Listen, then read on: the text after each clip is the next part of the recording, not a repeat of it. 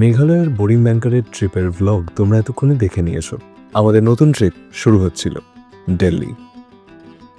আমরা নতুন ট্রিপের জন্য অপেক্ষা করছিলাম প্রায় 1 বছরের মতো, কিন্তু বছর ঘোরার আগেই আমাদের নতুন ট্রিপ ফাইনাল হলো। লোকেশন দিল্লি। এইবারের ট্রিপে আমি ন্যারেটর এবং আমার সাথে দেবজিৎ AKA বোরিং ব্যাংকার।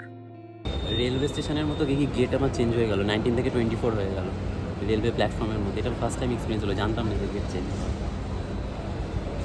তো মেঘালয়ের পরে নেক্সট ট্রিপ আমাদের স্টার্ট হবে দিল্লি।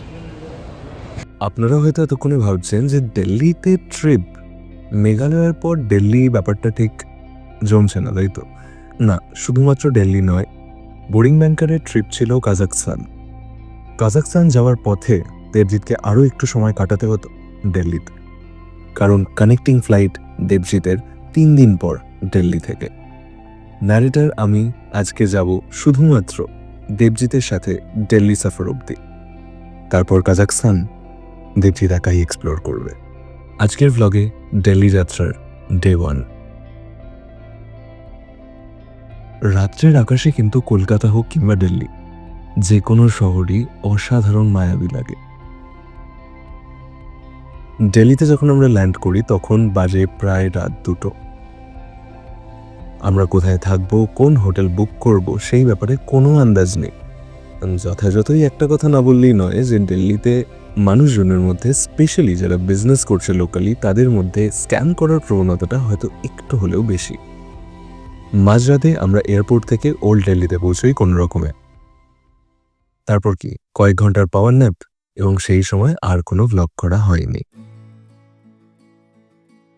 ডে 0 ডান, ডে 1 বিগিনস। কালকে তো আমরা মিডনাইটে এসেছি, সো টেকনিক্যালি আজকেই 10 তারিখেই আমরা এসেছিলাম। তো কাল রাতে তো কোনো অ্যাক্টিভিটিস করা যায়নি, জাস্ট ফর ফিউ আওয়ার্স আমরা পাওয়ার ন্যাপ নিতে এসেছিলাম রাতে। তো এবারে মর্নিংয়ে শ্যুট শুরু অ্যান্ড দিল্লি দেখা শুরু। Let's go. রাত্রে নেমে আমরা দিল্লির ভাইবটা অতটাও ফিল করিনি। সকালে উঠেও আমাদের মনে হচ্ছিল আমরা আশেপাশেই কোথাও আছি কলকাতার। আমরা প্রথমেই ক্যাব নিয়ে ঘুরতেই যাচ্ছিলাম, কিন্তু দেখলাম দিল্লিতে বারবার তো আসা হবে না, মেট্রো জার্নিটা মিস করবো কেন? তো আমরা ভাবলাম আমরা সারাদিনের জন্য মেট্রো পাস বানিয়ে নেব। এরপর আর কি, দিল্লি মেট্রোর অ্যাপ এবং লোকাল মানুষের হেল্প নিয়ে খুব ইজিলি পুরো দিল্লি তোমরা ঘুরতে পারবে।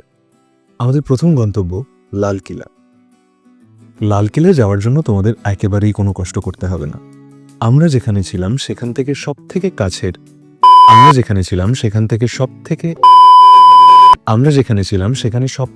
কাছের আসলে দিল্লি মেট্রোতে এতগুলো কালারের এত রকমের লাইন যে আমরা একটু কনফিউজ হয়ে গেছিলাম। আমরা যেখানে ছিলাম সেখানকার সব থেকে কাছের মেট্রো স্টেশন ছিল ময়ূরবিহার ফেজ 1। কিছুক্ষণের মধ্যেই আমরা পৌঁছে গেলাম লাল কিলা মেট্রো স্টেশনে।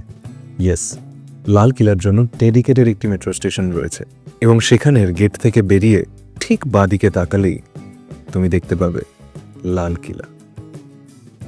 তবে এখান থেকে সরাসরি কিন্তু তোমরা ঢুকতে পারবে না, তোমাদেরকে যেতে হবে লাল কিলার মেন গেট, যেটা ওয়াকিং ডিস্টেন্সে অ্যাপ্রক্স 5 থেকে 7 মিনিট।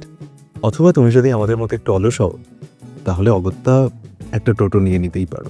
লাল কিলা থেকে দিল্লি ট্রিপ শুরু, এবং আরও প্রত্যেকটা জায়গায় প্রত্যেকটা নতুন এক্সপিরিয়েন্স। এরপর আমরা লাল কিলাতে কী করলাম এবং দিল্লি আমরা কীভাবে এক্সপ্লোর করলাম, সেগুলো জানার জন্য চোখ রাখো পরবর্তী ব্লগে।